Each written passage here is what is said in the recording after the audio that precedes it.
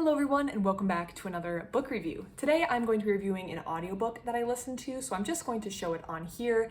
This one is Trail of the Lost, The Relentless Search to Bring Home the Missing Hikers of the Pacific Crest Trail. I'm just having this for a prop, but I don't really have anything to show you because it was an audiobook, and I do like to mention that it's an audiobook because I find the format in which I consume a book does tend to impact what I remember and how I feel about a book. So this was an audiobook, and maybe my thoughts would be different if it was a print book.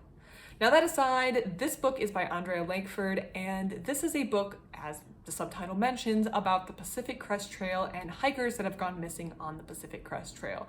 Before we get started, I want to say that there are true crime elements in this book, but this is not, at least in my assessment, a true crime book because there's never really assessment of a crime that has happened necessarily to these missing hikers. So if you think this is true crime and not my cup of tea, I want to assure you, at least in my assessment, this isn't really a true crime book because it's not really known if any crime was ever committed. So, Pacific Crest Trail, for those of you who are not familiar, this is a long distance hiking trail that is in the United States. It runs from the bottom of California to the top of Washington. I believe it actually goes into British Columbia. So it's basically from the Mexican border to the Canadian border of the continental United States through those western states. And it's very popular for long distance hiking. I believe it was the book Wild. There was a popular book in the last 20, 30 years that really brought popularity to this trail as well and has increased the number of hikers. And anytime you have long distance hikers, familiar with the AT on the eastern side of the United States, people sometimes go missing. And this isn't necessarily a problem at first, and the author does take some time to talk about it. If you're hiking long distance, you might not be in cell phone range, or you might not have communication with your parents or with your partner or with someone from the outside world for long periods of time. You don't need to necessarily check in every day. You're hiking and you're going to be out there for months on end. So one tricky aspect that quickly becomes apparent is, first of all, you don't necessarily know when someone has gone missing until they've missed a drop or missed a pickup, or it's been a suspicious amount of time before they've been and no one has seen them in that suspiciously large amount of time. However, lots of people go missing and lots of people get recovered. People mostly get recovered alive. It's just they missed a drop, someone gets worried, someone reports them as missing, and they may be lost. They may have lost the trail, they may be stuck in weather. Maybe they wandered off and joined a commune. There's a lot of things that could happen, but a lot of times when a hiker goes missing, especially a long distance hiker, they are found. So a missing hiker isn't necessarily in and of itself, a especially unique situation, especially for something like the Pacific Crest Trail. However, some of those hikers are found deceased, but usually, again, the key word is here, they are eventually found. Someone comes across their body, or people, when they're reported missing, go looking for them and find maybe they've fallen somewhere, maybe they have been exposed to the elements, and unfortunately, they have perished. So we're able to recover their body, and at the very least, the people who we're looking for them, parents, partners, friends, family, are able to lay them to rest and have closure to this story. And I should add that the Wikipedia page for the Pacific Crest Trail has a whole section in the overview of all of the dangers that you can run into. So as you can imagine, there's a lot of things that can go wrong on this trail and cause someone to go missing. So I'm just going to read the list of, quote, hazards on the Wikipedia page: severe weather, dehydration, avalanches, falling, forest fires, landslides, volcanic ash, which is labeled as rare, black bears, venomous snakes, hypothermia, mountain lions, and diarrhea from water. All of those things can, in the right circumstances, kill you. So, as we can see, there's a lot of ways for someone to go missing. There's a lot of ways for someone to die on the Pacific Crest Trail, and almost all of those hazards on the Wikipedia page were covered in Trail of the Lost.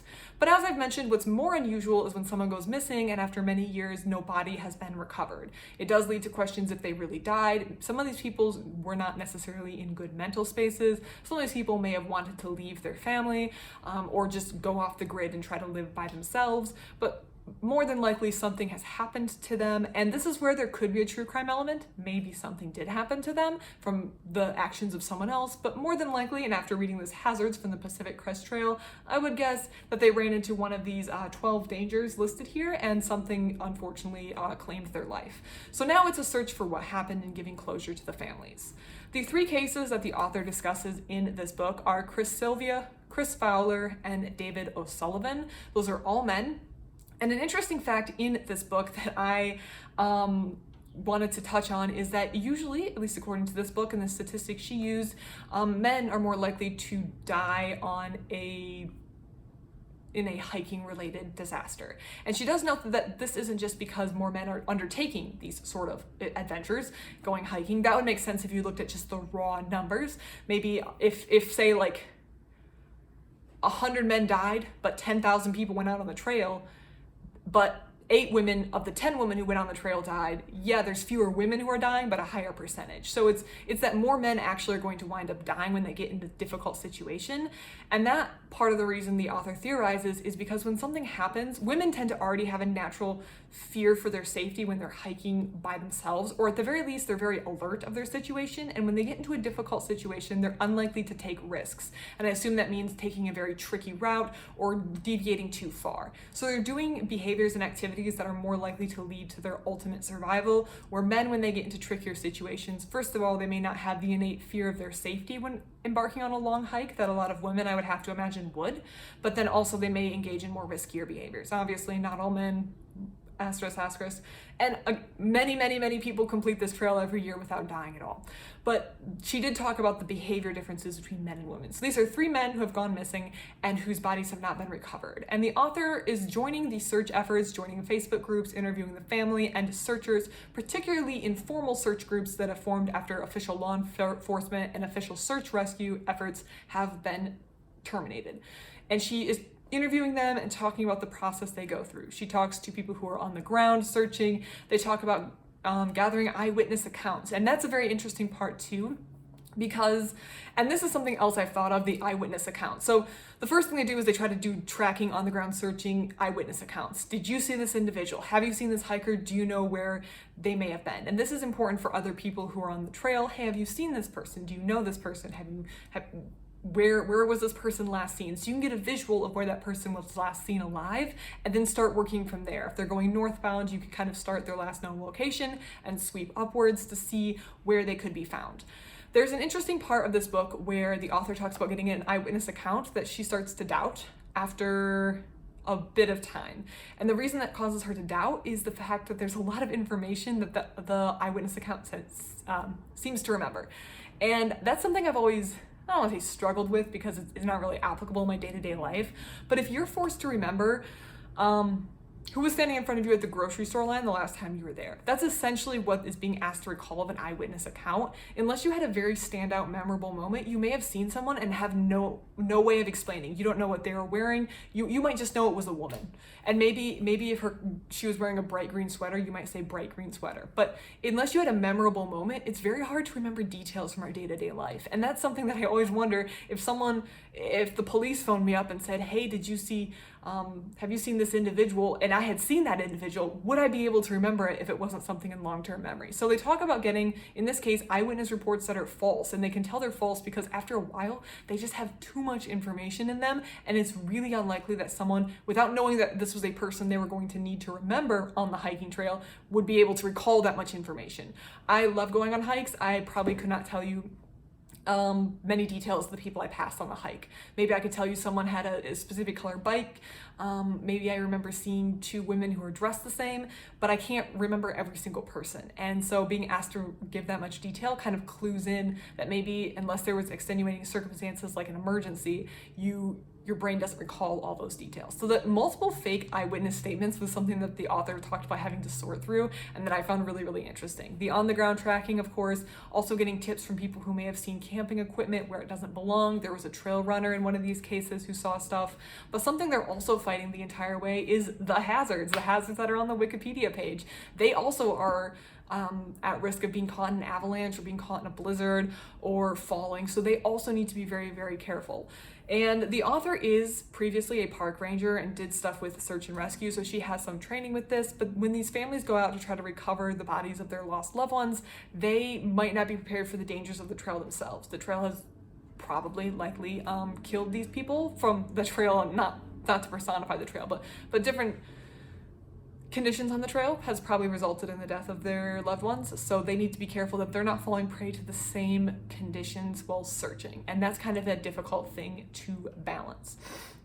Something that I think most people will want to know going into this book is that the stories don't necessarily neatly resolve. And initially people might find that annoying. I know I was like, I wonder if these are going to be resolved. I was like 75% of the way through the audiobook.